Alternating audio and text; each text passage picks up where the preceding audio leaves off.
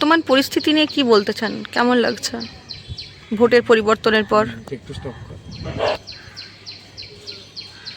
ভোটের পরবর্তী যে পরিস্থিতি, মানে নতুন কিছু চেঞ্জ এখন অবধি আমরা দেখছি না। 3 মাসের মধ্যে 3 মাস হয়ে গেছে।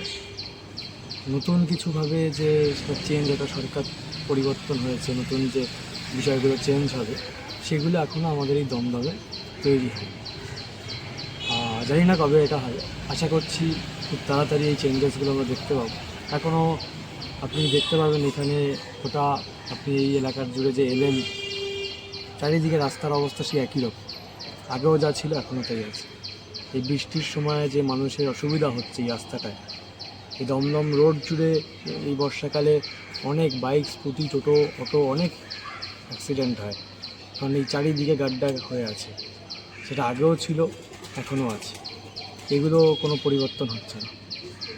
আশা করছি এখনকার যে সরকার এসছে তারা এটা তাড়াতাড়ি পরিবর্তন করবে, এটা আশা করছি।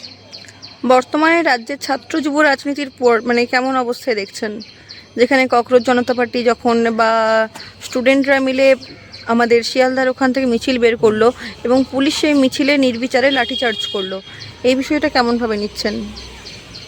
দেখুন, ব্যাপার হচ্ছে পুলিশের যে লাঠিচার্জ সেটা আমরা খালি কলকাতা বলে নয়, আমরা দিল্লি থেকে দেখেছি বা বিহারে দেখলাম। এই লাঠিচার্জগুলোর করাটা উচিত নয় ছাত্রছাত্রীদের ওপর, সেটা আমরা বরাবরই বলে আসছি।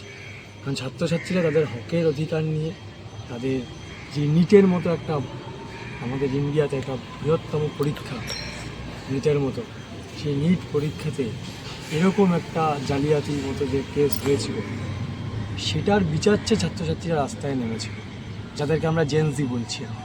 এই জেনজি প্রজন্ম রাস্তায় নেমেছিল।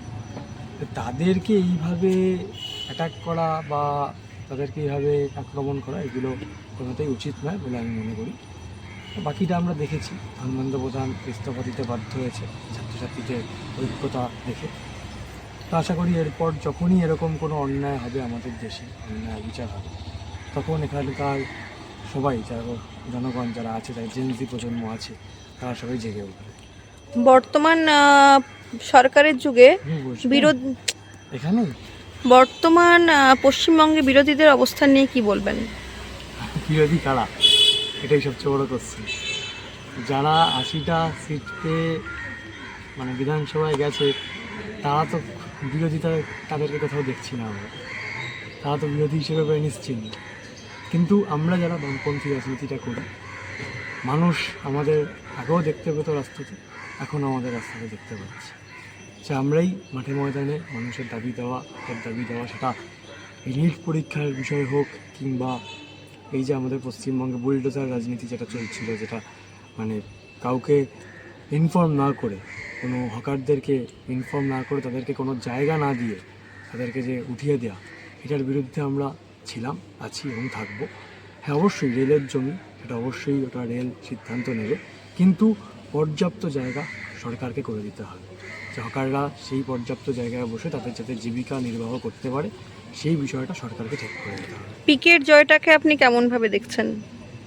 দেখুন, পিকের জয়ে সত্যি কথা বলতে গেলে, এটা তো এখন যেটা আমরা দেখলাম, পিকের আগেও ইলেকশনে দাঁড়িয়েছিল, সেইবার তখন তিনি সেরকম কিছু করতে পারেননি, কিন্তু এইবার তিনি উপনির্বাচনে জিতেছেন।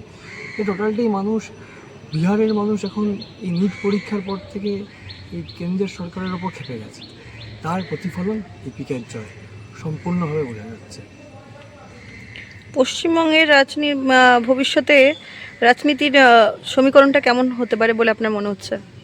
এই মুহূর্তে দাঁড়িয়ে আমার যেটা মনে হয় যে পশ্চিমবঙ্গে ভবিষ্যতে রাজনীতির যে সমীকরণ, সেটা কোথাও গিয়ে হয়তো একটি রাইটিস্ট ভার্সেস একটি লেফটিস্ট হতে চলেছে, মানে বিজেপি সরকার ভার্সেস হয়তো বামপন্থী। কিন্তু বিজেপি বলছে আগামী 100 বছর তারা রাজ করবে পশ্চিমবঙ্গে।